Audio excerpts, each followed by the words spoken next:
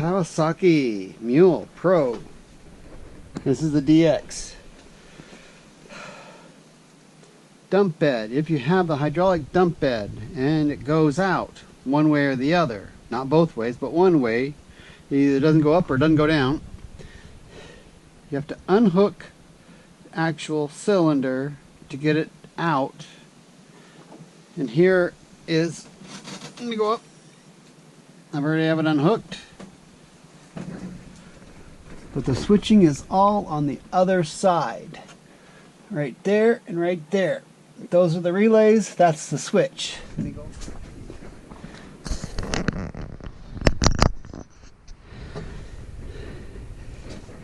So we have the switch, the relays, and the inside of the switch on this side. What I found is, I'm hoping this is what the thing is that one of these relays has gone bad. So what I'm going to do is I'm going to take off both of these relays. Okay, the magic of video. If you can't take a nut and bolt off, I can't help you. Take this piece off. I'm going to get a towel. So, 2 relays. If you were to go through and go, okay, so what the heck is what's going on? Right here. These coming off the actual switch. These 2 green ones. That's one up and one down, or one down and one up. You have to test it to see which one does what. So if you take that one off, and switch them, and it now does the opposite thing than what you're doing, you got it half figured out. It's a relay. It's not the cylinder. So this and this, the white and the black, go to the actual cylinder. And I'm going to plug that back in. Here, I'll just give you a demo here. Plugged in, haven't touched the switches. Turn it on. Won't go down, won't go up.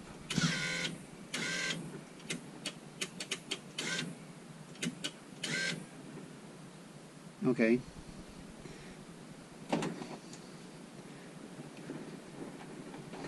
Take that one off. That one off, put it on here. Put the other one back on the other one. It goes down. Won't go up.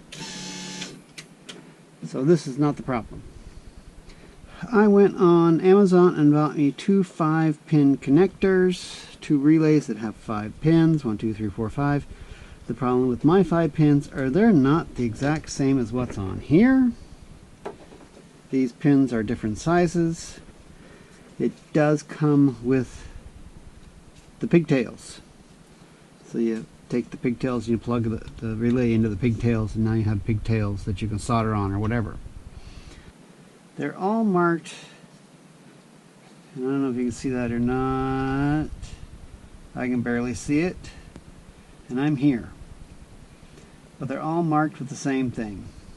85, 86, 87A, 87, and 30.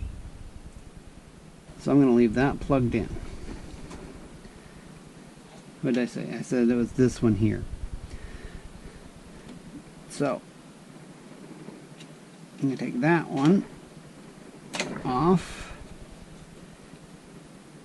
and that should be 30.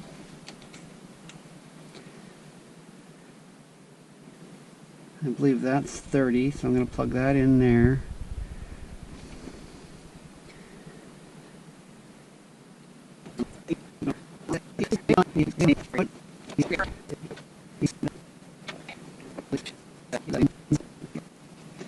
Okay, with the magic of video,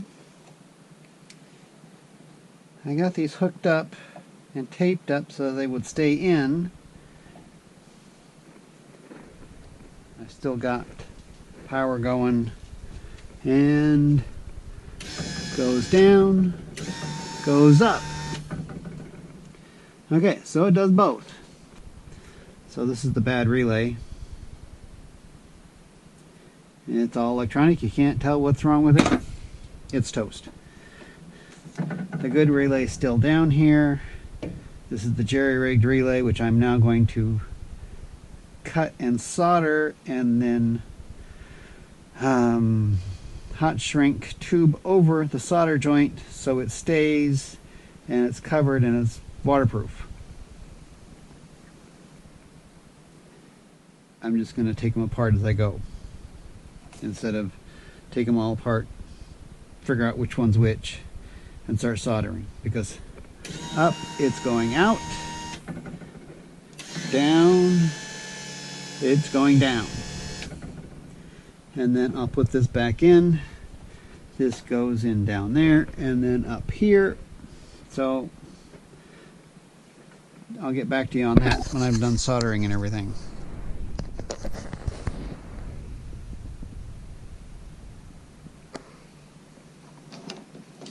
Okay, new relay. Got it all soldered in. I did one at a time. Soldered and heat shrinked. That one needs a little bit more on the heat shrinking. I am going to leave this other relay alone, so I have a spare relay along with its little wiring harness. So if this one or this one goes back out, I can swap it out for this one, or I can solder it back in like this one. And since I have this one done, it should be much easier to figure out which wire goes where. Look at the instructions, follow a little diagram here. Yeah, that's the part number right there, if you really want to get that same one. Remember to get a 5-pin, not a 4-pin, because this is a 5-pin, and then it goes into your cylinder. Stay tuned, I'll have the cylinder put in a minute. So there's the switch over there, and I found the wiring. It went up to that railing, down the railing, around the back, up this railing, down past the engine, and came in to the battery box down here, and it's actually wired directly up to the battery. The 30 amp fuse in it, which with all my fiddling around I blew it, and I was trying to find which one had power, and I could find no power at all. It's good to have, back over here, it's good to have a multimeter or a light of some kind to show you if there's power or not. Here's what we got. The old relay, the new relay, the button here which is not turned on, so we can't power at the moment, and this. And then the 2 pins. Here is the old relay. Do yourself a favor, throw this sucker out. Do not keep it. You have a spare here, your other one, and a new one. The new one works, the old one works. That one doesn't work, get rid of it. Because in 5 years, when you come back to this, you go, oh, does this one work? And then you'll go through all the testing and find out that maybe it doesn't work. So get rid of it now. Be done with it. Okay.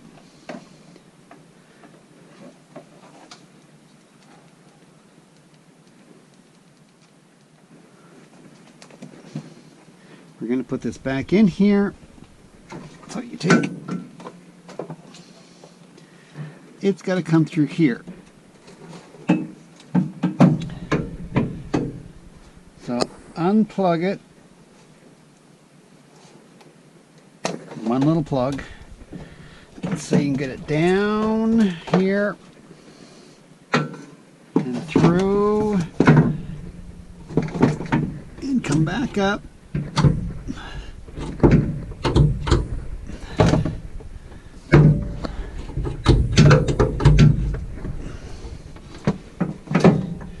Okay, the large pin,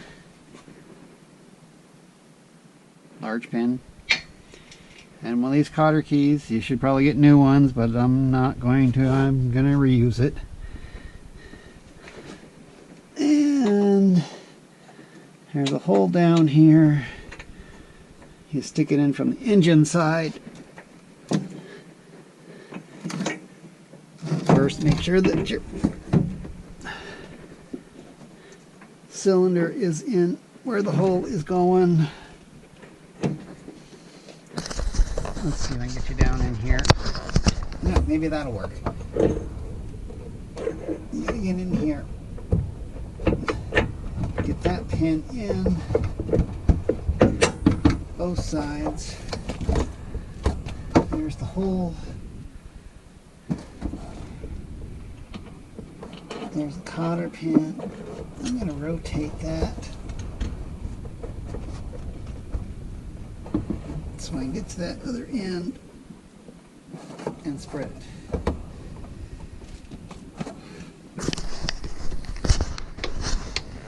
And then might as well hook this up.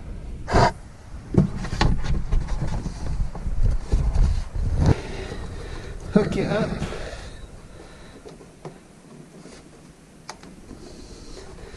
Okay, before anything moves, I'm going to turn her back on,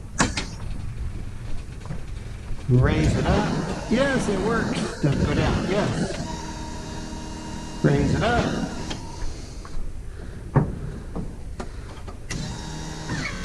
Okay, that's as far as it goes up.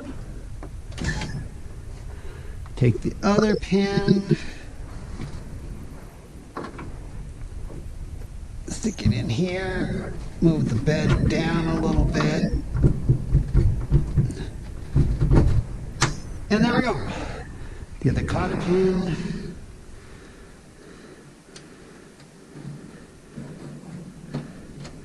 stick her in there, rotate it around, again. Needle move. Take that cotter pin and bend. Okay. Not the greatest, but it ain't going anywhere.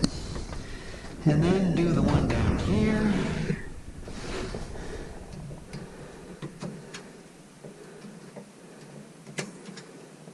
I can figure out how to do it. There's that one.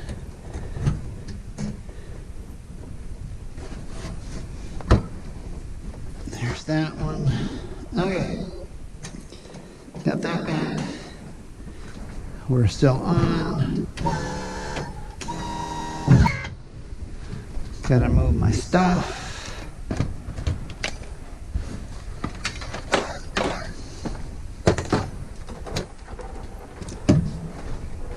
Trash. Light. And put the bed down. We now have a now functioning power bed. Now after running some other hydraulic beds and seeing other beds work, this has got to be one of the slowest beds going up and down I've ever seen. Now granted, how much does this lift out of the bed? Or how much can you put in the bed and lift up versus the other ones? I don't know. I'm betting since it's slow, it's got more power, but there's no testing that I know of that's been done on these to see which one has more power to lift out. I do know this one, mine has been adjusted for the shocks and springs to carry about 1,800 pounds. Will that bed lift 1,800 pounds? Probably not. But it might lift 1,000 pounds. What will the other ones lift? Don't know. On another note, if your bed is ever stuck down, you have to go down here, down on the ground, and get underneath to take the pin out of the cylinder so that you can lift the bed up. Otherwise, you're stuck. See you guys later. We'll do an oil change next.